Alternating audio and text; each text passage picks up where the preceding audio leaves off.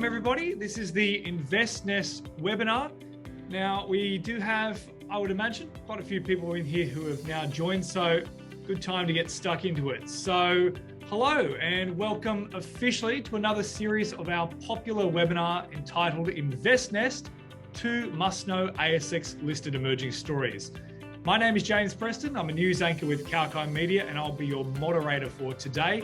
And on behalf of 𝐊𝐶𝐞 Media, I'm very pleased to welcome our esteemed speakers from the leadership team of some of the world's top market players. And of course, a very warm welcome to our esteemed investors who have joined us looking to get a jump start on the competition. This event will share a mountain of insightful business information and a guidance on emerging themes and breakthrough trends in the Australian market.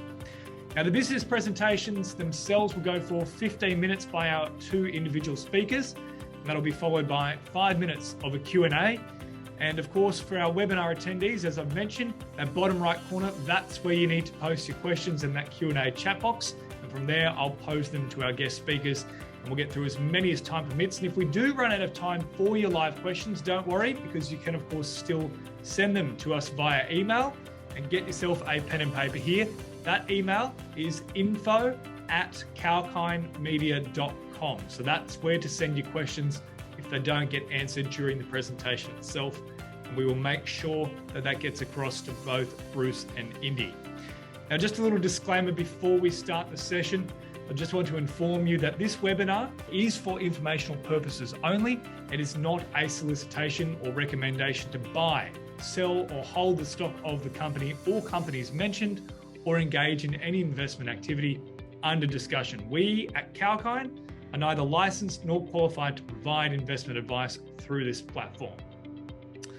All right, now that we've gone through all that, let's get stuck into today's webinar on 2 must-know ASX listed emerging stories. We're in the middle of unprecedented times and volatile markets which have completely changed investment preferences. And amidst the market gyrations owing to the pandemic, companies are primed to ride trends and they're extending their leads. And today we are proud to bring you 2 such companies that are making a mark on the ASX. In today's 𝐊𝐶𝐞 Media's exclusive InvestNest webinar, we've got the success story of an Australian-based silica sand explorer, VRX Silica Limited. VRX Silica has been on the investors' radar for its attractive operational footing, buoyant market opportunity, and its stock returns. And to discuss the key attributes of our client VRX Silica and its future plans, we have the Managing Director of VRX Silica, Mr. Bruce Melhuish. We're also joined by Fiducian Group Limited. Our client, the Fiducian Group, provides premium wealth services and solutions to its client. And to discuss the company's future plans, we have the Executive Chairman of the Fiducian Group, Mr. Indy Singer. So without much further ado, it is now time to get some valuable insights from both of our esteemed guests. Let us welcome our first speaker of the day, Mr. Bruce Melhuish. Mr. Melhuish is currently serving as the Managing Director of VRX Silica. He holds more than 30 years of experience in the mining industry with organisations such as the Monarch Group of Companies, Matilda Minerals, Abel, Hill 50 and Forsyth Mining. Moreover, he has worked in a variety of resource sectors including gold, nickel and mineral sands from both open pits and underground, so plenty of experience. Mr. Melhuish's extensive experience in mineral exploration and mining has been a significant factor in VRX Silica's speedy progress at silica sand projects over the years. And now, touching on the organisation itself, VRX Silica Limited is a silica sand exploration player which has been listed on the Australian Securities Exchange since 2011. It's the only ASX-listed pure-play silica sand firm which possesses advanced development assets with more than 100 years of production life. So with that all said, I now would like to give a very warm welcome to Bruce. Bruce Melhuish, welcome to 𝐊𝐶𝐞 Media's InvestNest, and I'll let you take centre stage. Yeah, thanks, James, and thanks to Ethan and the other guys at 𝐊𝐶𝐞 for this opportunity. And I look forward to giving you a look at VRX Silica and let you know where we're at with our development of silica sand projects. Do I have to share the screen? I think I do. You can see that okay? Yep, that looks great. Yep. Okay. There's a disclaimer here. I will throw in a few forward-looking statements. We're really one of the few. There are a couple of other ASX listed companies that are moving into this space, but we've probably have got the largest resources and probably the most advanced development of any silica sand projects in Australia of an ASX listed company. Australia already exports a significant amount of silica sand. Cape Flattery in northern Queensland, run by Mitsubishi, been operating for about 50 years. The last 40 years it's been owned by Mitsubishi, very significant producer of good quality silica sand. And there are a number of other players as well. And here in Western Australia, they've been Hanson Industries export silica sand, as do Kemerton Sands and Albany Sands. They're both owned by Tochu, and Hanson Industries owned by Heidelberg. And they've been exporting silica sand for quite a while. So WA does have a reputation for exporting silica sand. But we've got 3 sand projects all here in Western Australia. In 2017, a couple of things happened, but one of them was China made silica sand a strategic mineral, and I wondered why. And when I delved into it, I found out that most of Asia is actually running out of silica sand, and particularly sand that is the quality required to make glass. So I pivoted the company in 2017 into silica sand, and we've completed exploration, we've published resources, we've published BFSs, and we've now got a combined resource over 1 billion tonnes, and we've got grades ranging from 99.6% to 99.9%. The critical number to think of here is 99.5% silica dioxide. 99.5 is what you require to make glass. Now, glass is quite simple. It's predominantly silica sand, but you add some lime, soda ash, you heat it up to about 1600 degrees, it becomes molten. Interesting, all the ingredients are opaque, but after you combine them and heat it up to 1600, you end up with a transparent product, which is glass. Now, there's all sorts of other additives you can make to add to make different types of glass, and there's different ways you can manipulate that glass once it's molten as well, into tableware, flat glass, bottles, containers. You'd be amazed how many silica products you're surrounded by. But we've got a very strong interest since we started this. We've got over 65 companies that have expressed an interest.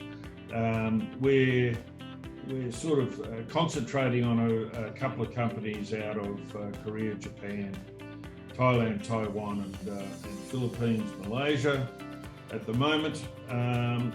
And what we're finding is there's an enormous amount of interest to buy our sand. We published BFSs in 2019 on these projects, and we've got a combined post-tax NPV at a 10% discount of just over 700 million. The great joy of these projects is they're relatively low capex. It's about $30 million for each of the projects to put in a 2 million tonne per year plant, and there's a strong EBIT that we can generate from each of those projects. Now, we're leading off with Arrowsmith North. That image behind me, in fact, is a photograph of Arrowsmith North. It doesn't look like it, but it's actually the top of a sand dune.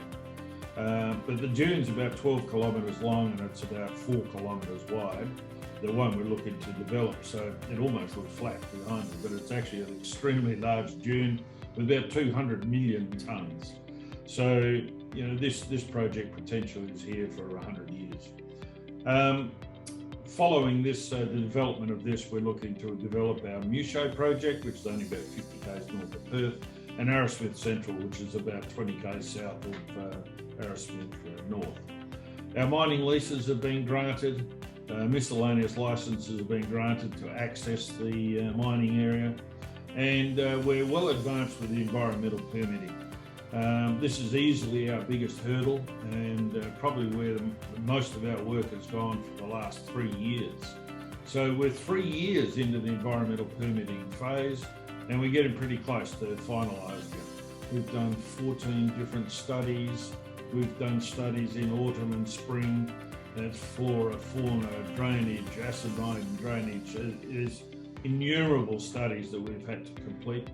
And we're in constant discussion with the EPA, and we've lodged a draft referral. They've come back with comments. We've lodged the draft environmental scoping document, which is the next step for that. And we've got a draft comments back, and we're dealing with those at the moment. But we're getting pretty close, that's for sure.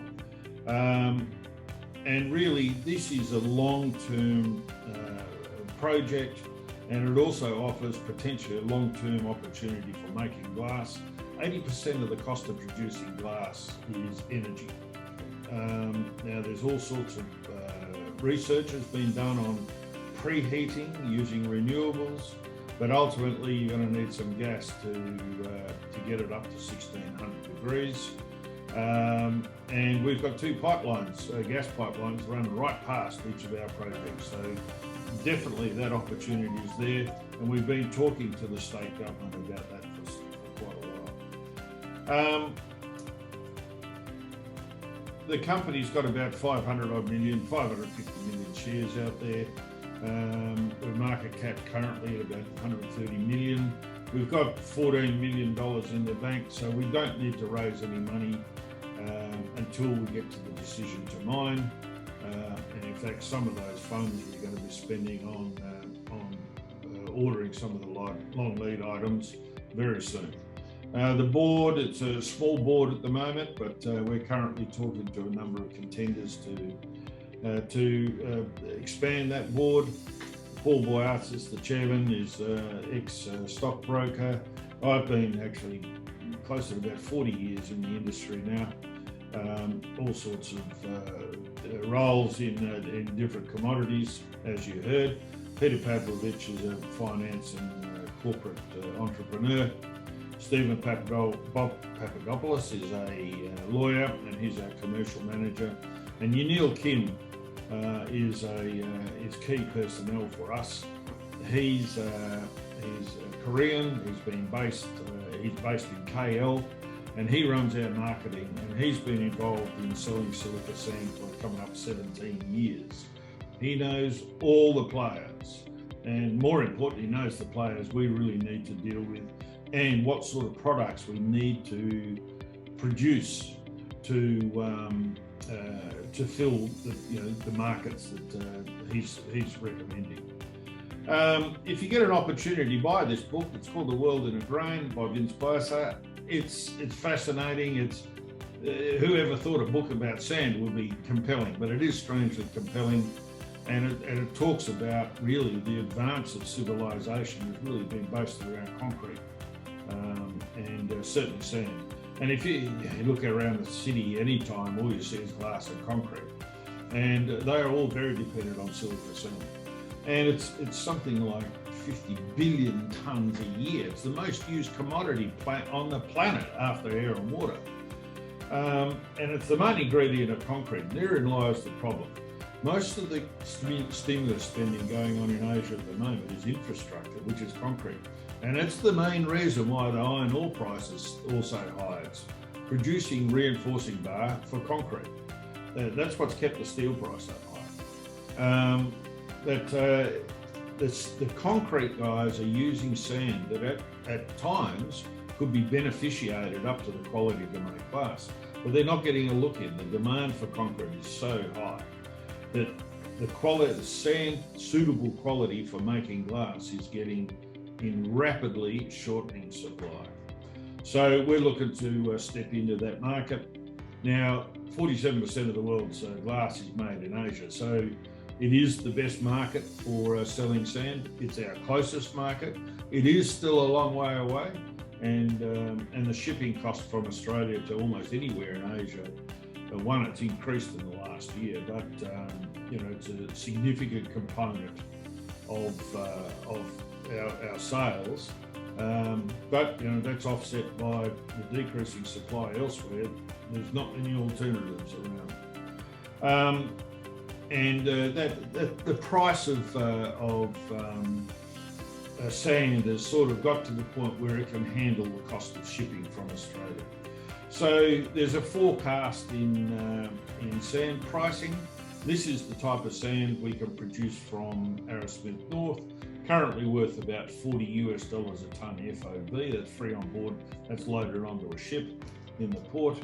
And there's forecast increase, but that increase really is forecast to increase because of the decrease in supply. And the demand, it certainly went off at the beginning of COVID. It seemed to recover. It's probably slowed up a little bit at the moment.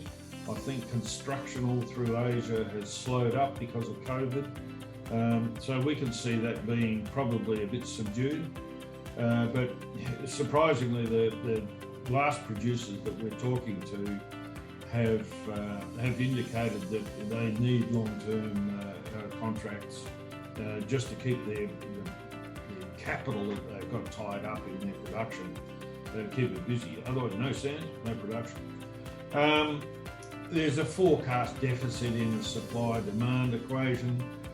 Very difficult to determine really, and any of these type of graphs you've got to take with a pinch of salt, because the bulk of the demand and supply here comes out of China, and it's extremely difficult to get that sort of data out of China.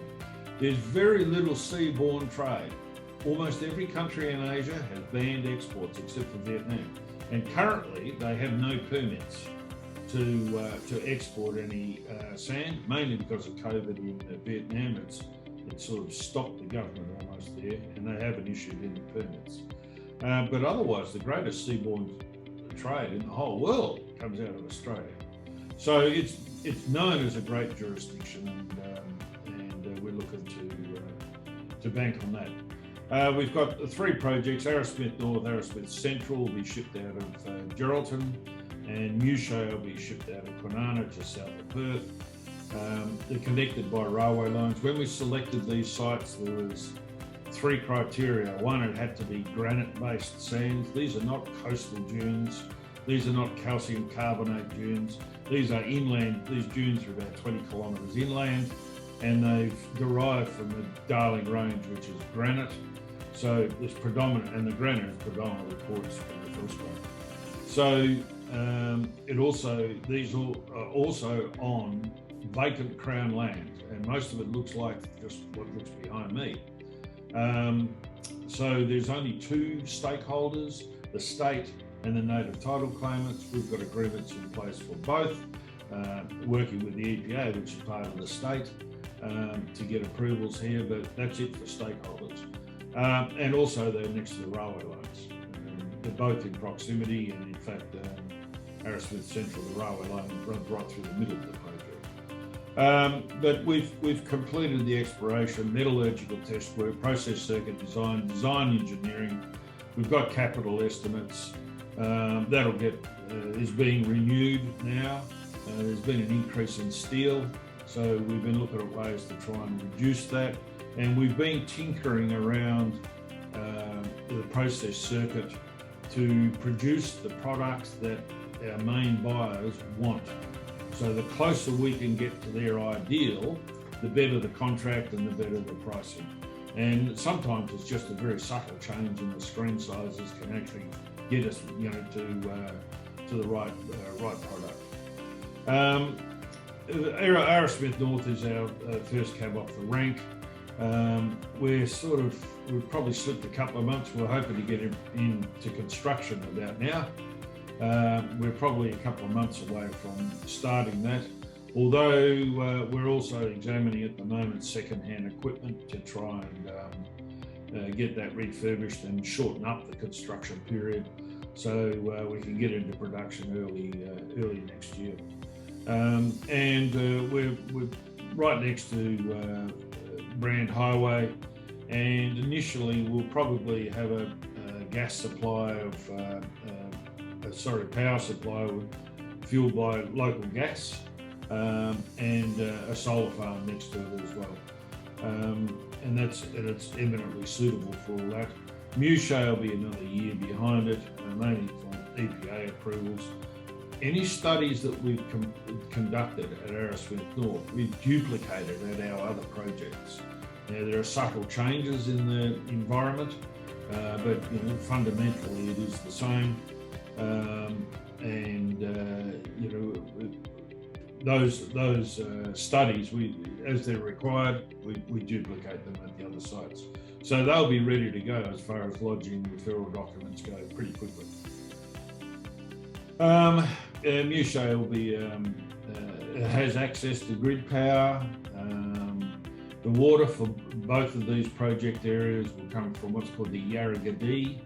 It's not surface water. We don't affect local farmers. These are 300-400 metres deep, and there's an enormous source down there. It's good quality water, certainly suitable for our processing.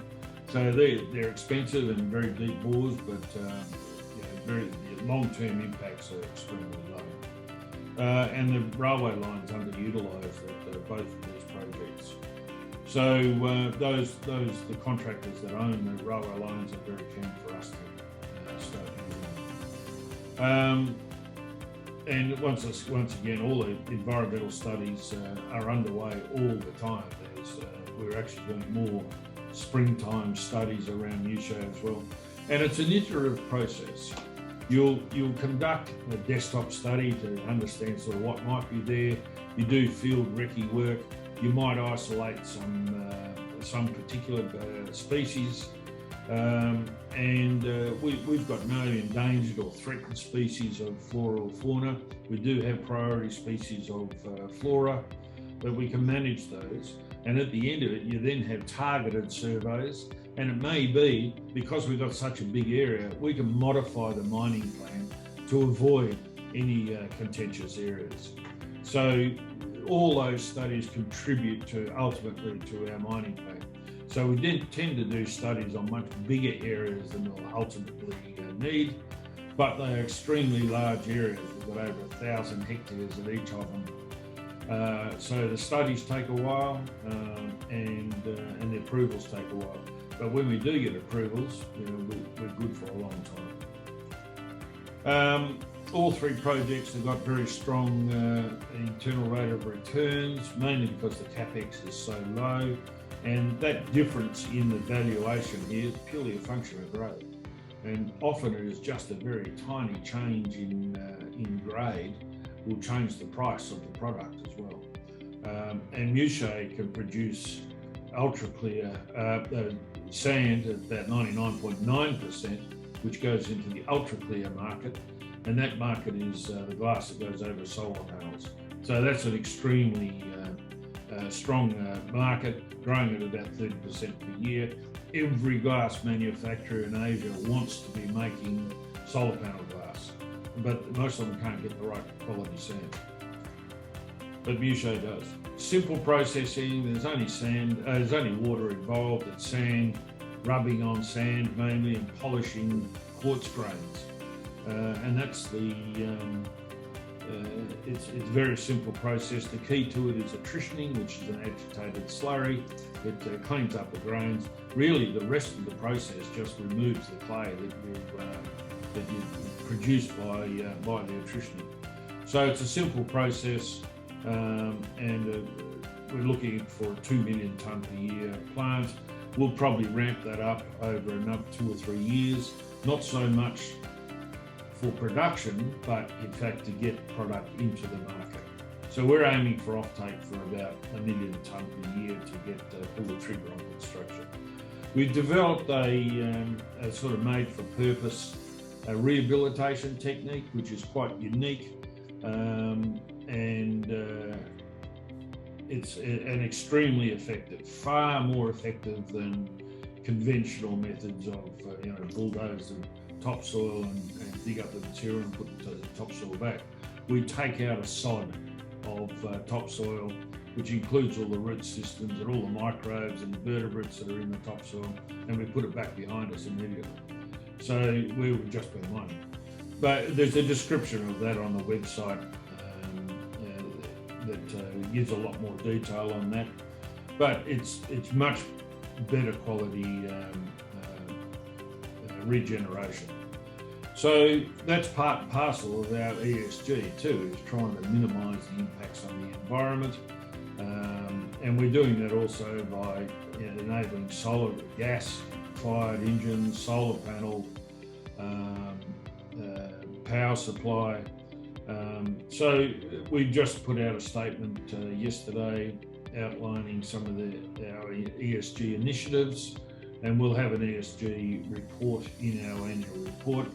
But we're quite conscious of that, and if you deal with a lot of these issues in the planning stage, they're far more effective, and so we're spending a lot of time on that.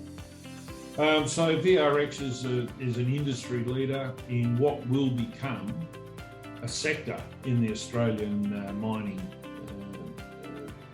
industry, but we're probably a couple of years ahead of most of the other players, and certainly we've got substantial resources. So they're very long life, and we own 100% of them. And ultimately, we'd like to get into this ultra clear market and also potentially start making our own. The terrific bit about it, there's no restrictions from Australia, which is recognised as a low sovereign risk country. We've got very strong interest. We're being quite picky about the companies we want to deal with. And we're dealing with end users. We're not dealing with any traders at the moment. The capex is quite manageable. The market cap is sort of $130 million. We're looking to raise 30. I suspect most of that will be done by debt. And ultimately, the next big hurdle is the environmental permitting. And we're engaging with the state government to get some support on maybe putting in place some glass manufacturing here in Western Australia. WA has no manufacturing at all, and flat glass manufacturing in Australia is quite difficult. There's only one factory in Victoria, and they're struggling a bit because of the price of gas.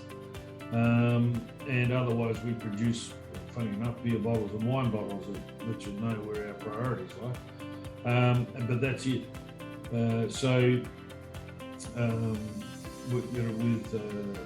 There is an opportunity here, particularly with gas prices as they're heading here in Western Australia. So thank you very much for your time, and I'll answer questions where we can. Bruce, thanks so much for that. Really insightful stuff. And I never thought I'd actually become interested in reading a book about Sam, but you've actually sold it to me. So Vince buys it could be something to check out, mate.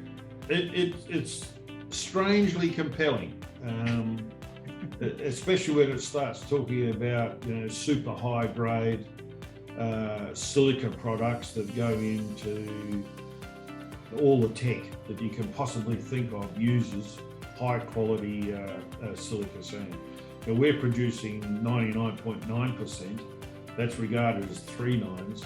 There's a company in the US who produced 9 nines.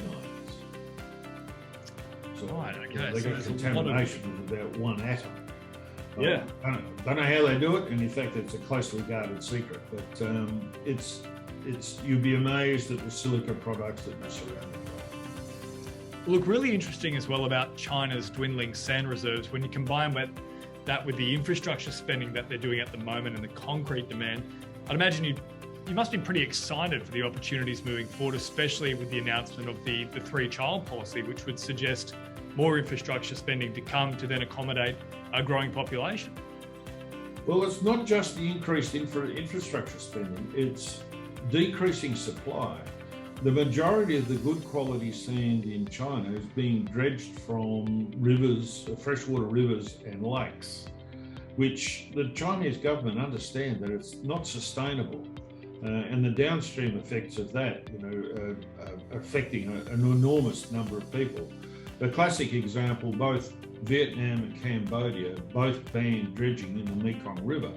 Now, for a couple of reasons: one, the downstream effects, but also the banks of the river were falling in, where there's an enormous number of people live on the banks. And the same thing is happening in India, China in a big way. And in fact, if you do any research on silica sand, you'll probably find more detail on the supply side of the equation than you will on the end user. Most of the end users are tied up in big multinationals, and you'll find it very difficult to get any data. But if you start looking at the supply side, there's an enormous amount of information out there, and it's getting much, much more difficult to access some of the traditional sources of good quality silica sand. Well, let's try and get a bit more information. Now, we've got a few questions that have rolled in throughout your presentation, which I'm very, very sure that there's probably a lot more, but you've gone into such detail that we've managed to tick a lot of those off. So let's pick out a few here. This one is from Ray. How soon does the company expect to receive environmental approvals for its silica sand projects? Probably anywhere from a couple of weeks to a couple of months. We've got comments back on all the documents that we've lodged, whether they're draft or formal documents. More often than not, they're very easy to deal with. A lot of it's around to do with the nomenclature and the terminology we use, really to comply with guidelines. But in general, all the studies that we've done have been adequate for assessment. So really, we're at the point now where drafting a few extra documents at the moment, but we don't need to do a lot of extra work. We're doing extra work, we're doing it all the time, but that's for future use. It's really it's the first 10 years that we want to get approved, and meantime we're doing work for the first 30 years. So I'd like to say, a lot quicker, but dealing with government agencies, it's never easy. So I can't put a specific timeline on it, but if it does drag out a bit there, we'll put in place other measures to try and shorten up the period that we need, say, for construction. So we can get a hold of long lead items, so when we go into construction, we can make up a bit of that time that we've lost getting approvals. Yeah, wonderful. Extremely proactive. Let's move on as well now. This is a pretty topical one. Obviously, we're all dealing with COVID-19 at the moment, maybe less so in Western Australia, so that I would imagine will have an impact here. But Mandy Brooke has asked, does the company see any threat on its operations from the fresh COVID-19 outbreak in Australia? Strangely enough, the biggest effect we're seeing at the moment is actually on supply. Countries that Vietnam is probably the last country that's supplied any international trade other than Australia, and they've stopped at the moment due to COVID. But generally, glass production doesn't use a huge crowd of people. It's mainly the ingredients of gas and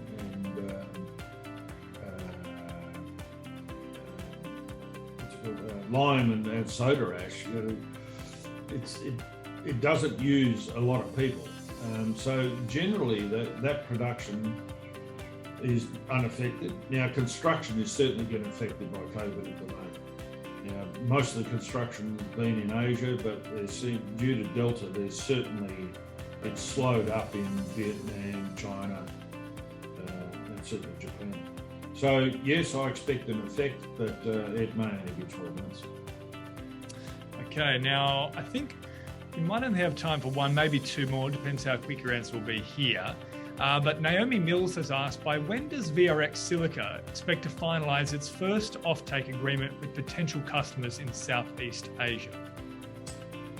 We can do it now, but really what we're trying to do is we're tinkering around with the plant design, as I said, and we're looking to produce the right product for the right offtake partner. Now, if I just wanted to go out there and sell silica sand to a company, we could do it now, but it doesn't really mean a lot. What we really want is the right partner that we know we can produce the right product for, and we can get long-term contracts. I'm not going to put in there offtake just to keep the market happy. I'm putting in offtake that is going to be a long-term benefit to VRX. And selecting the right partners, making the right product is far more important than signing up a cheap deal for the service. Yep, absolutely. Quality over quantity. That's what we like to hear. Absolutely. Now, just to wrap up, Bruce, we can kind of combine two questions here from both Craig McGee and also Aspen Smith. They're asking what kind of growth the company is looking at in the next 2 to 3 years of time. And then Aspen also asking if you could shed some light on the company's exploration and development plans over the coming months. So I think we can kind of bundle those two together. Well, it is very dependent on the construction industry because that's where the bulk of the flat glass goes. But the growth has been sort of 5, 6, 7% per year the last 10 years. And you know, we're of a market of about 130 million tonnes a year.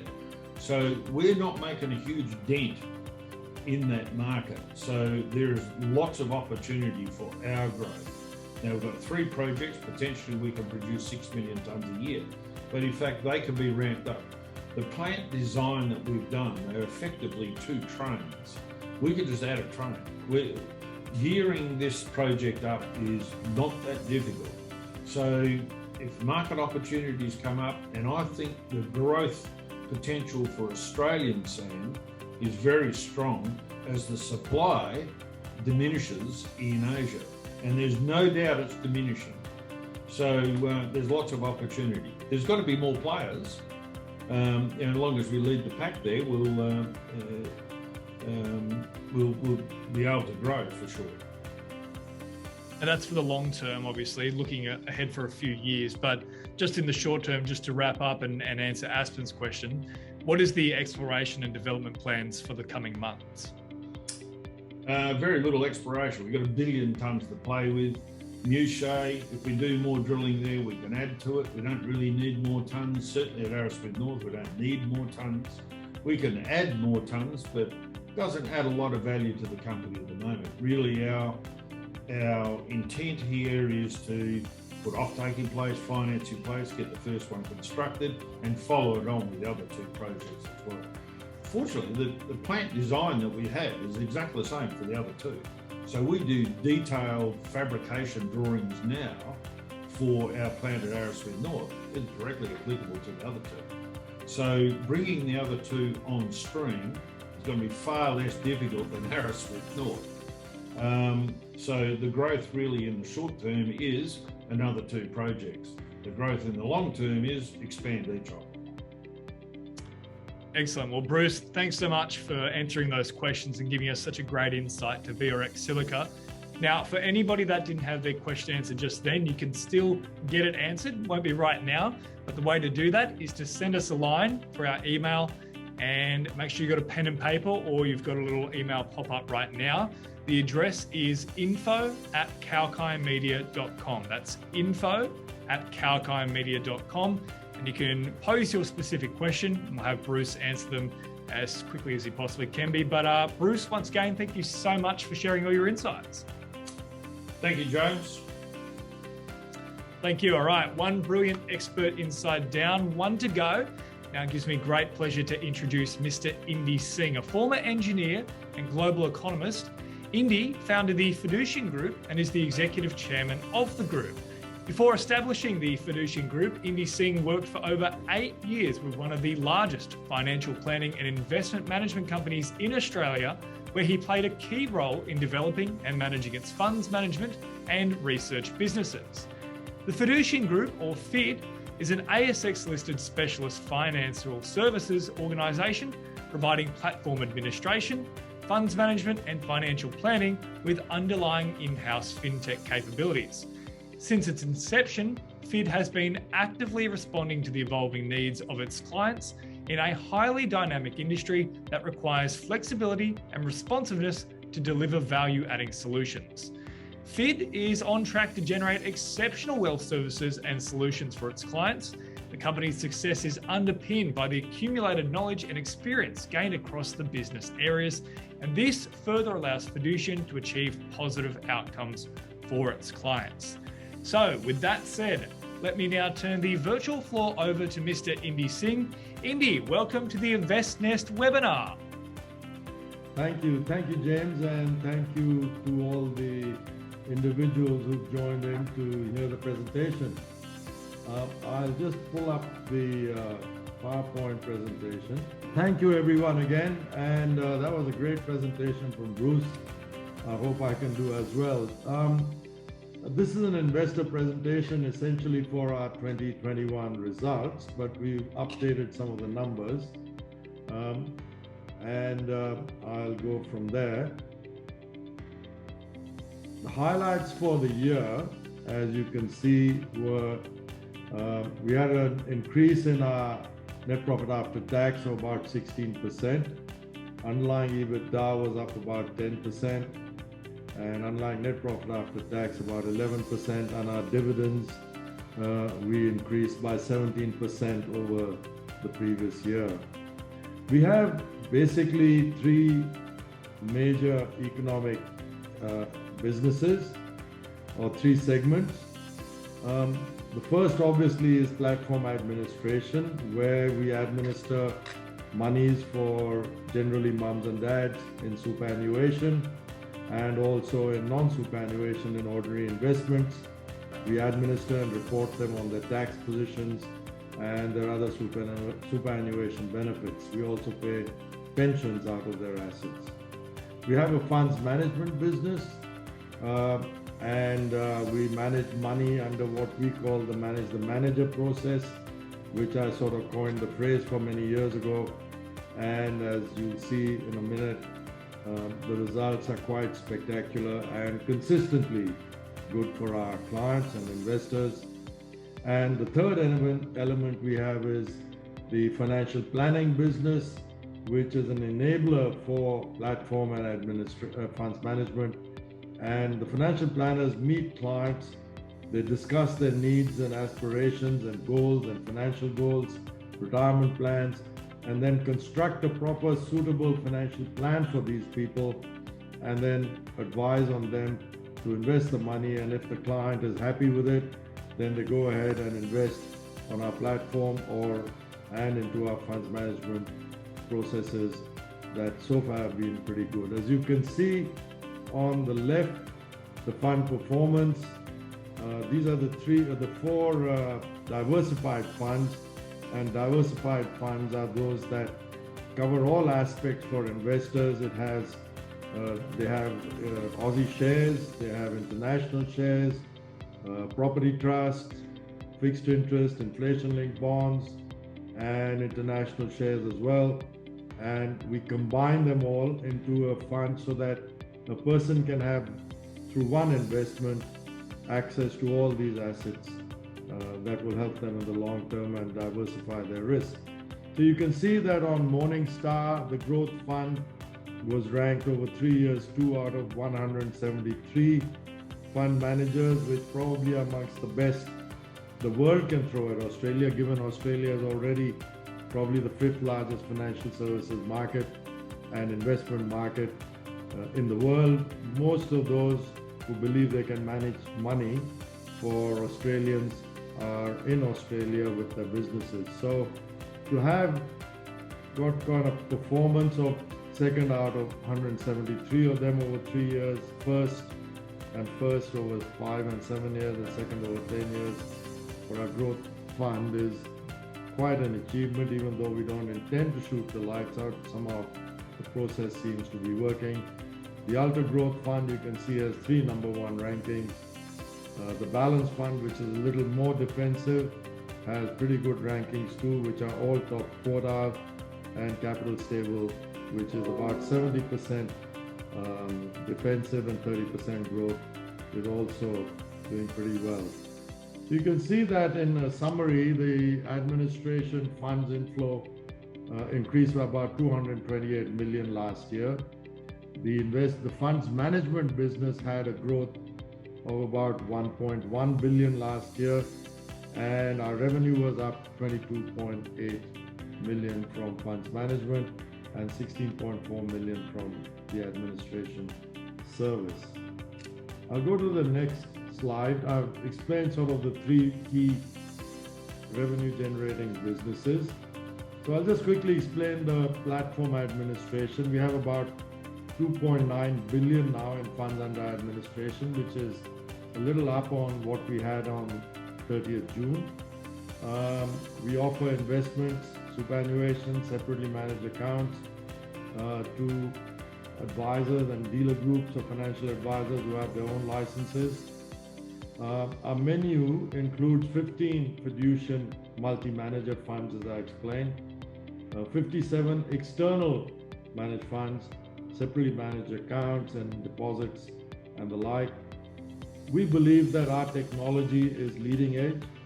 There are many other dealer groups that advertise or administrators that advertise a lot more than us, but they talk about things like electronic signatures, ability to apply digitally for an investment, have an online ID verification, straight-through processing where not many hands touch the investment.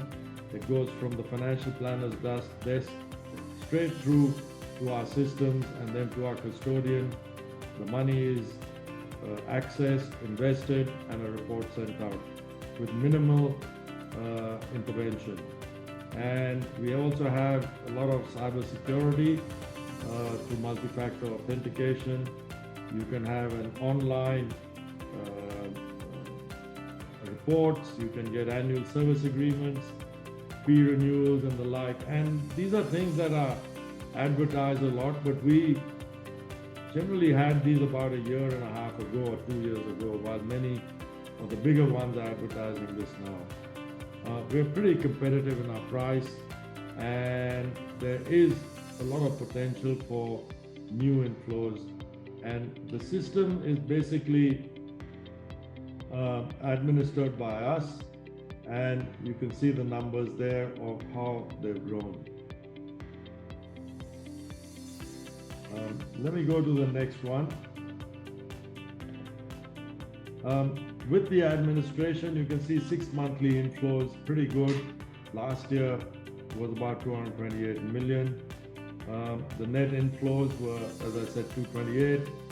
We have salaried financial planners, people who are employed by us, and financial planners that are franchised to our network, where we provide them services of technology, IT systems, product selection, products, and guidance, training, practice development, and coaching. And they own their own businesses, and they may use our platforms as required. So we receive money from the external market and generally referrals to our own advisors, and also from certain acquisitions we made in the past. Our profit before tax margins were about 64% of revenue from our platform administration. And you can see on the right graph, the bar chart show you how much money we got in profit before tax, what the revenue was, 8.6 million, and our average funds under administration was about 2.7 billion.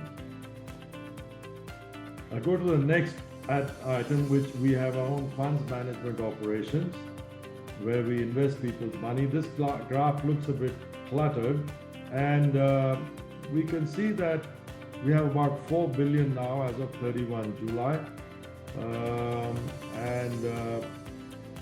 The performance, as you can see, is pretty good over 10 years and even up to 20 years. You can see the ranking of our funds against others is quite commendable, and our teams are working very hard to ensure this. We also have a number of specialist funds, where we have a technology fund which seems to have returned about 23% a year over the last 10 years and more. And we have an India fund which I think delivered about 58% last year. So these are specialist funds and investment opportunities we provide to our clients, and many are making the most of it. When I look at the fiducian funds management, you can see that the total revenue was up to about 12.1 million. Our profit before tax was, I think, 6.3, and the average funds under management was about 3.6 billion and growing. So we've got to about 3.9 billion, I think, as of July, and hopefully it'll continue to grow. The third item I'd like to talk about is our fintech capabilities. Some people think we are a fintech, and they ask me, are you a fund manager or a fintech, and are you a fintech as a fund manager or a platform administrator? We're actually all. We develop our own technology, our own administration systems, and our own software. So we have our platform administration system called FastTrack, which we designed and developed in-house with our own intellectual property. There are no legacy systems on our platforms. All are .NET, all systems talk to each other, and that's sort of the holy grail for the industry. And we're probably the only ones in Australia that can combine our administration system with our financial planning software called Force and with our online reporting system. So Force, which is our financial planning software, can allow an advisor or financial planner to model client portfolios, look after their relationship management, compliance monitoring for them in terms of, say, a binding death nomination has to be changed and the software prompts them. It generates a statement of advice, fully integrated with FastTrack, and also has workflow systems to monitor the advisor's performance and their compliance with the law. We also have online reporting, which links directly to the platform and to Force, and our clients can access us and access Fiducian Online and directly see what their account balances are on a day-to-day basis. For example, if an investor wants to see what securities they're holding, they can log on to online and link in, and they can see every single security that we hold for them anywhere in the world online, if it's a listed security, which we'll talk about financial planning. And you can see that we have about 72 financial planners across 46 offices all through Australia. And it enables us to receive inflows very easily, regularly, and consistently. So we know that the inflows will come and we can continue to grow our business. We are very selective in who we recruit, and they go through a lot of process of selection, examination, ensuring that their privacy is checked, their police references checked, all that stuff before we choose a financial planner. And the idea is that these people must be skilled and equipped to deliver a client's best interest obligations. We also buy businesses, and we bought quite a few over the years. Last big one we bought was the financial planning business of the Bank of Tasmania, and that's assimilated very well with us. So generally, we get inflows over up to 3 years if it's right for the client from businesses we acquire. The financials, I've given you the summary earlier, but I can just quickly go through that. Funds under management, advice and administration are now around 10.4. It was 10.4 billion, now about 10.6 as of now. The increase was over 30%. Our operating revenue increased 7%. Net revenue above 6%. EBITDA was up 12%. As we go along, underlying net profit after tax up 11%, and the statutory NPAT up 16%. Our earnings per share on underlying net PAT was up 11%, and I've already informed you that the dividend increased by about 17%. The company's performance has been pretty reasonable. If you go back about, and someone had put $1,000 in 2012, you'd see that there would be a pretty attractive dividend along with the price. Now it closed at 7.74 in August, and I think it's gone still a little higher to about $8 something after we announced our results. The full year dividend is about 26.9%, which is a 17% increase on the comparable period.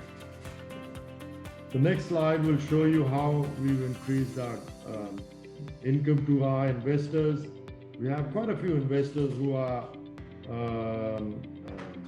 pensioners and who need income in retirement, and we have a policy to pay between 60 and 70% of our profits out as dividends. So a person who would have invested about $1,000 in 2012 for the 2013 years, $1,000 would today probably get a dividend of almost $280 on that $1,000. So something like 28% fully franked, which if you frank would give them something like 40% return on $1,000 invested in 2013, along with the share price, which takes care of itself if we keep producing the right kind of income. This is a conceptual presentation of what can happen with our business. The dark blue bar chart, the dark blue vertical bars, are what has actually happened. Now that is our funds under management, advice and administration. You can see the red line that's going across is our growth in our costs, our fixed costs. And the green line is an extrapolation of what could happen to our net revenue. So the dark blue bar is the EBITDA, earnings before interest, tax, depreciation, amortization. The red arrow on top is where we were as of 31 July 2021 in terms of EBITDA and potential revenue. And you can see that as the EBITDA, as our revenue continues to grow, the funds under management, advice and administration continue to grow. We expect that our EBITDA will also grow, and so will our dividends and our profits. So this is not a forecast, it's more a conceptual extrapolation, and it should be taken just as that. What are our growth opportunities? Well, obviously, all areas will be growing. We are expecting our platform business, which is currently at 2.9 billion, where we do administration. We can grow both through our financial planners and external planners. Our funds management business, which is about 4 billion, is also expected to grow.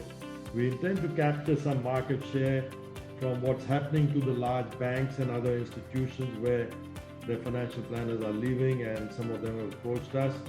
But as I said, we have a very strict selection criteria, and we're looking for them. We're offering now what are called white labels and badges, where external dealer groups or financial planning businesses can use our platform, and we want to expand our separately managed account offering. With funds management business, we're trying to distribute to wholesale users and the large funds. We know that they are obviously advised by some of the asset consultants who try to do the same thing we do with our investments and not show how successful they are, but we're pretty much ranking at the top. We want to expand our funds distribution into New Zealand. That's already happened. We have now just joined another 𝐘𝐩𝐿𝐴𝐵 fund, and hopefully that will start taking money from the 1st of September.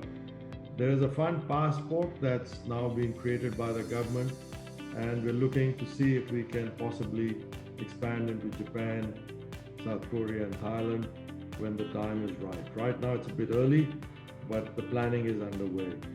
Our financial planning business, as we know, has got $3.7 billion under advice, and we're going to continue making acquisitions of external advisor groups and also building on our financial planning business through franchise distribution. I think that's pretty much what I have to say. There are some dates on who you can contact, and there's a disclaimer that this is not any advice for you to start investing. You need to take proper advice from a financial advisor who's properly authorized, and this is purely for information purposes. I think I've pretty much done what I had to say, James, as quickly as I could, and I'm open for questions that there may be. Lindy, no need to rush whatsoever. That's extremely insightful. Really enjoyed the presentation, and we'll definitely get to those questions. But I just want to start off with one thing that stood out to me, which was the incredible increase in your dividend. I mean, 17% up. That's going to be very enticing for shareholders. What was your thought process around increasing it by such a degree? Well, you see, the dividend, James, is also always representative of the profit that we generate. My policy is more like, you see, you're seeing a lot of businesses nowadays, let me take a step back, where revenue is growing faster and faster, but there are no profits. And these companies are priced very high on the stock market. For me, I think it's important for us to generate profits, to grow revenue, but to generate profits faster than the growth in revenue. Because when you grow revenue only and you don't generate profits, basically you're spending shareholder money to show that you're earning a lot more. But what does it give to the eventual shareholder as a profit? Very little or nothing. Now, a lot of companies are resorting to that.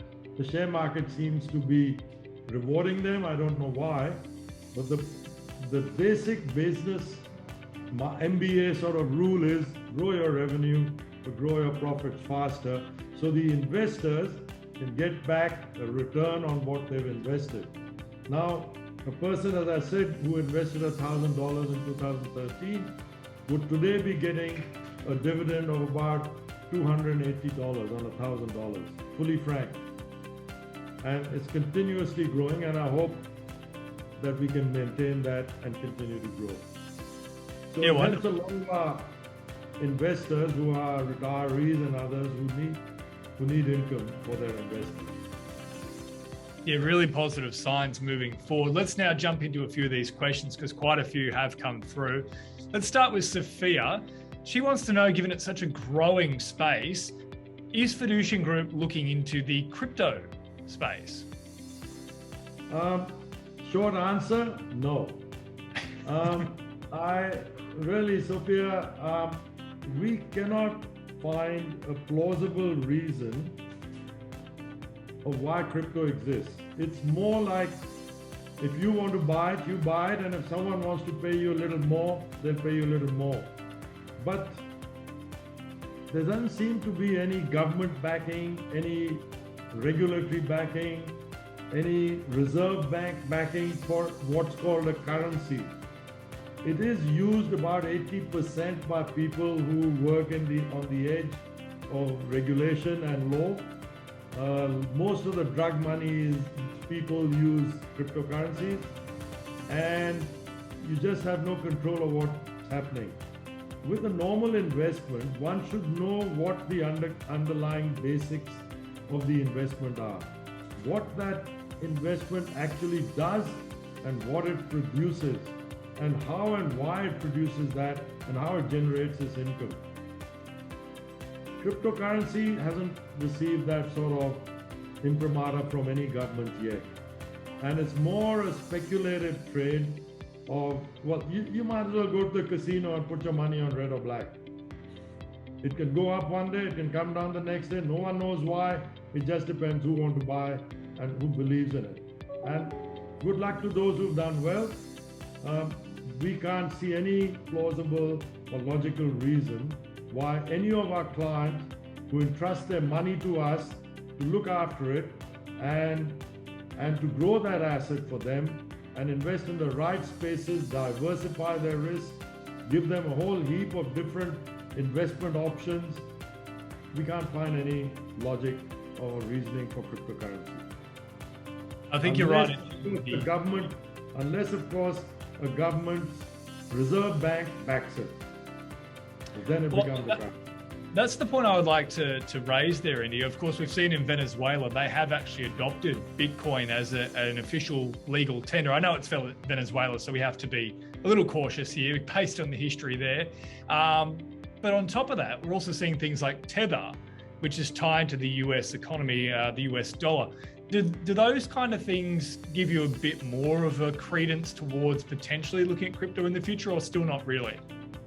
Well, you see, Venezuela is a great point you made there, James. Venezuela has some of the world's largest reserves of minerals. It was one of the largest reserves of oil. It was a big oil producer. They switched to socialism. And you know what? People actually broke into the zoo to kill the animals to eat them. That is the state of Venezuela. And if they want to use cryptocurrency, it's obviously not clean and not new.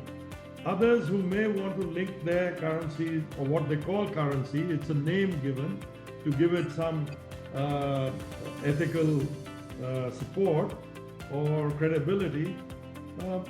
But where is a reserve bank or a central bank of a country backing what's called a currency? There is none.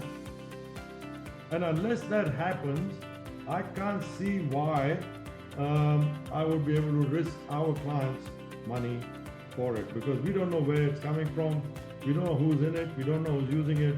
We don't know what it's backed, except that it's got a different kind of software which you can't actually find out who's got the money, who's using it, and where it's going. Oh, if it is money, it isn't exactly money.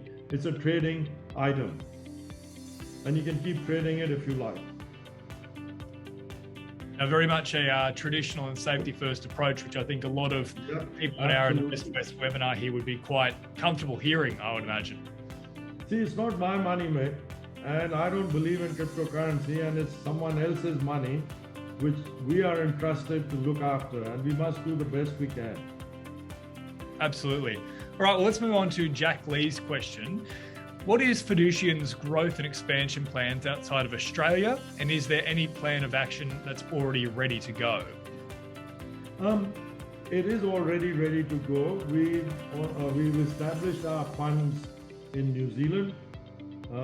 I think at last count, some financial planners had started using it, and about $6 or $8 million has already come into our funds from New Zealand. We have also now just recently had an agreement with a group called FNZ, and they have now put us on their KiwiSaver. So we're on the KiwiSaver.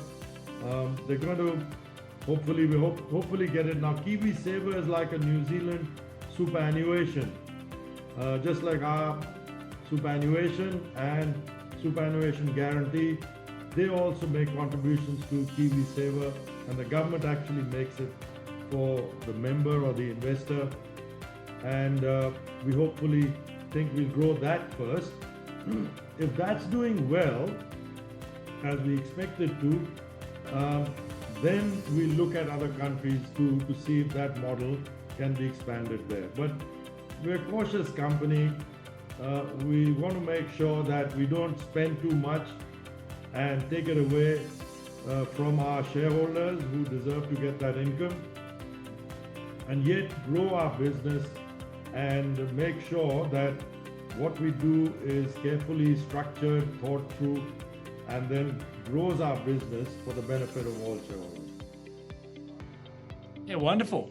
We've got 2 questions left, so I think we'll get through both, and we do have enough time. And if there's any further ones that come in, of course, you can send them across the email, which I'll give you just as we wrap up. But let's go across now to Sandra Jenner, who says, given the whole COVID-19 situation, Were there any additional costs incurred by the company to move to a remote working?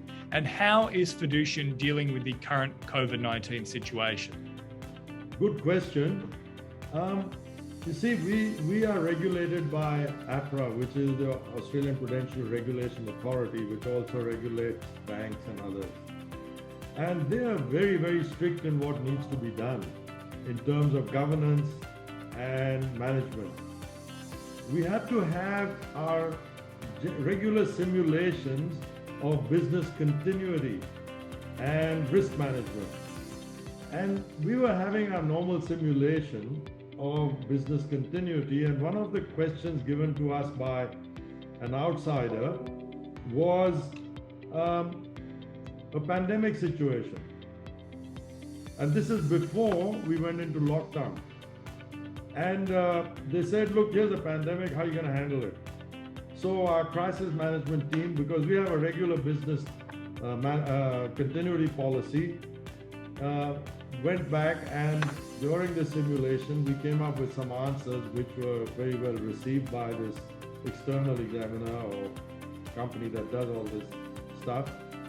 And one of the things they said is that you guys are already ready with your first line and second line of management to take on a pandemic. Have you not considered that some of the people in your third line of staff who actually do the day-to-day and who do some of this stuff can also be immediately looked after or can immediately continue in the business if a pandemic was to hit? So within a week, we bought another 90 Surface Pros to distribute to all our staff so that they could immediately be linked on to our systems, our mainframe systems. And we also have a backup in an external area. And then the pandemic and the lockdown hit. So our IT people were pretty good that they could actually drive out or personally leave these Surface Pros with people who were staying at home. And frankly, we had absolutely seamless switchover. And as you can see that we've been working in the lockdown period and the pandemic for the last almost 16, 17 months. And most of our, in fact, almost everyone, Sydney and Melbourne, have been working from home. All our admin people work from home. And we have our mainframes which connect. Our assets have continued to grow. Our clients have continued to grow. The people in country towns, they're much luckier. They don't have this kind of lockdown until now in some places. So the business has continued to grow. And the thing I worry about now is what happens when the lockdown is removed? Will people still prefer to work some days at home, or do they all want to come to the office? And I think it'll become a hybrid situation where people may work some days from home and some days connect in the office, or teams will rotate and by rotation come into the office. The thing we have to look at is the amount of rent we're paying to the buildings in CBD in Sydney, when right now for the last 16 months or so, there's only been 1 or 2 people on almost 2 floors. And that is extremely expensive. But we'll cross that bridge when we have to. However, we haven't had any issues so far from COVID. Very, very informative answer. You've actually even answered my follow-up, which was how does the post-COVID pandemic situation look for you, which it seems like it might be a flexible working environment there. Let's just wrap up with one final question here from Leo Smith, who says, how did the company manage to turn the corner around a challenging scenario and remain resilient to deliver increased profits? Well, one of the things that's coming out, Rosario, is when you read the McKinsey's and Harvard Business Reviews and stuff like that, is they're saying the 3 important things going forward are people, the profit, and the shareholders. And we've done all 3. We've looked after a charity that we support, which I started, called Vision Beyond Oz. We offer free eye surgery to very, very poor people in Myanmar, in Cambodia, in Nepal, in India, and recently in Ethiopia. We fund these surgeries because these people are blind and they can be cured, but they have no money to be cured. So we look at that. We looked at the profit, and we made sure that there was a good balance between the profit and what we reward our people, and we maintain our support to charity and the planet.